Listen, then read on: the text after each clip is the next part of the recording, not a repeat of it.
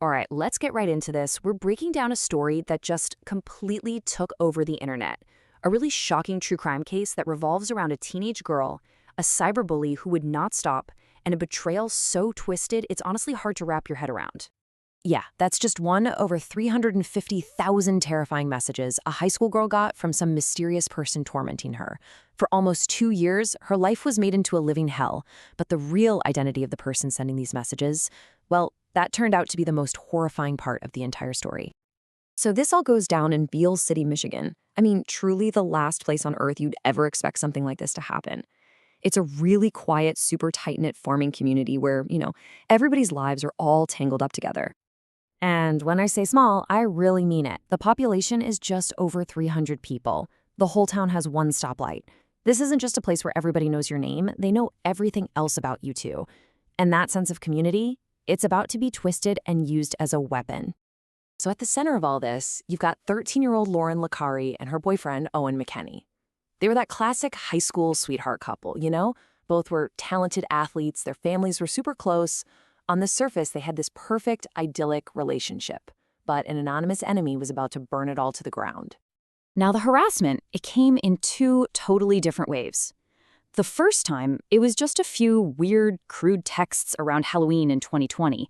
It just felt like a nasty, dumb prank, and then it stopped. For 11 months, total silence. But then, it came roaring back. And this time, it was a relentless, daily attack. We're talking a full-on campaign of psychological terror that went on for more than a year. And this is what was so unbelievably scary about it. The bully knew things that only someone in their absolute innermost circle could possibly know. They called Lauryn by her private nickname, Lo. They'd comment on her outfits, her hair, even her stats in basketball games, like in real time. It was so clear this wasn't some random troll online. This was a stalker, someone watching her every single move. So of course, the hunt for the bully begins, but instead of bringing the community together, it just ripped them apart. Friends became suspects, and it kicked off this town-wide witch hunt. And this investigation just dragged on and on for almost 2 years. At first, the school tried to handle it, checking cameras, interviewing students, but nothing. Then the local police got involved, but they hit a dead end too. So finally, with nowhere else to turn, the whole case gets handed over to the FBI's Cyber Crimes Unit. The tormentor was smart and was actively trying to frame other teenagers just to cause more chaos. They started copying the slang that Lauren's friend Chloe used and even mentioned her basketball stats to point the finger right at her. Owen's cousin, Adriana, was also targeted because of some old disagreement. Both of these girls got interrogated, they had their phones searched, they were completely shunned by their friends. The bully wasn't just going after Lauryn, they were systematically taking apart her entire support system. So after nearly 2 years of hitting nothing but brick walls, the FBI finally gets a break. They found a digital trail, and that trail was about to lead them to a conclusion so shocking, nobody, and I mean nobody, could have ever seen it coming. So how'd they finally crack this thing? Well, the bully was using this app called Pinger, which lets you create a ton of anonymous, seemingly untraceable phone numbers. But, nothing online is ever really anonymous, especially if you slip up. See, the person behind this never used a VPN or a proxy server to hide their digital footprint. That was the one critical mistake.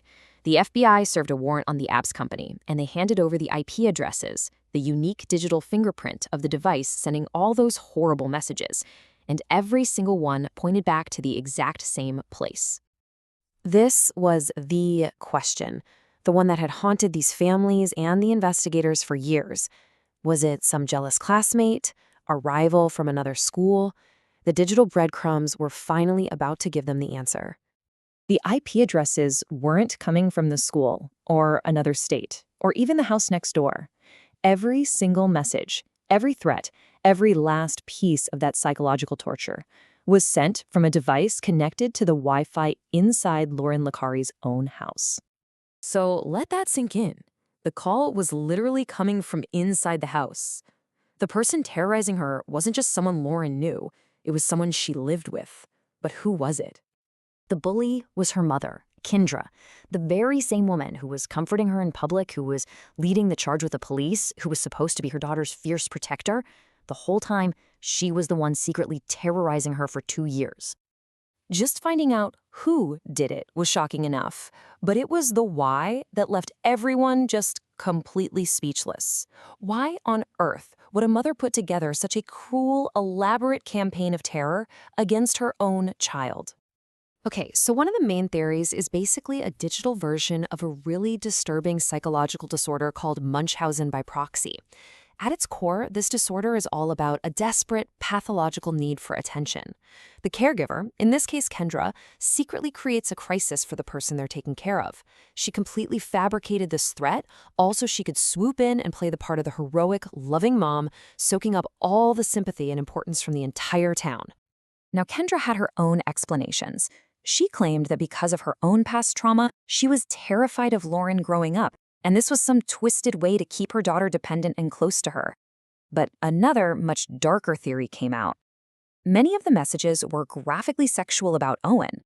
Kendra would actually go to his games, alone, even after he and Lauryn broke up. Friends even saw her texting Owen, "I love you," while pretending to be Lauryn. It really points to a disturbing obsession with her own teenage daughter's boyfriend. The reveal didn't end the nightmare. It really just started a whole new chapter, one filled with court dates, shattered trust, and scars that might never ever fully heal. So what happened? Kendra Licari pleaded guilty to 2 counts of stalking a minor. She was sentenced to just 19 months to 5 years in prison and was actually released in August of 2024. Think about that. That's less time than she spent tormenting her own daughter. Lauryn's dad, Sean, divorced Kendra and got full custody, and Lauryn, despite everything she went through, has since graduated high school and has said she's interested in studying criminology, maybe to try and understand the very darkness that turned her life upside down. And this brings us to the one doubt that still hangs over this whole case. Kendra was the only person charged, and the FBI was certain that she acted alone.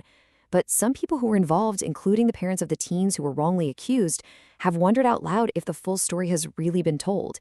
It leaves you with this really haunting question. In a case this full of lies and deception, can we ever really be sure we know the whole truth?